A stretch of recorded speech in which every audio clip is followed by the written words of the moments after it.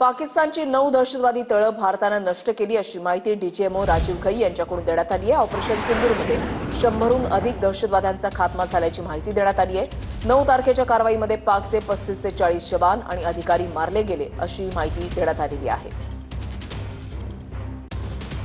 Targets, and out of the 9 selected targets, the target systems that were given to the Indian Air Force were the notorious training camps at Bhavalpur and Muridke, these being further from the international boundary.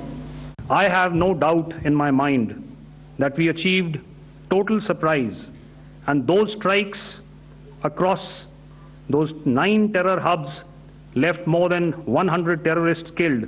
Some of the airfields and dumps saw repeated attacks in waves from the air. All were thwarted. The Pakistan Army has reported to have lost approximately 35 to 40 personnel in artillery and small arms firing on the line of control between the 7th and the 10th of May. तर डीजीएमओंकडून पत्रकार परिषदेमध्ये काय माहिती देण्यात आलेली आहे, operation सिंदूरबाबत सैन्य दलाची काय माहिती आहे पाहूया। दहशतवाद्यांच्या खात्म्यासाठी ऑपरेशन सिंदूर पुन्हा शस्त्रसंधीचं उल्लंघन केलं तर करारा जवाब मिळणार। पाकमधील दहशतवाद्यांची 9 तळं उद्ध्वस्त करण्यात भारतीय जवानांना यश आलंय। भारताच्या एअर स्ट्राईकमध्ये 100 दहशतवाद्यांचा खात्मा झाला अशी माहिती डीजीएमओंकडून देण्यात आली आहे।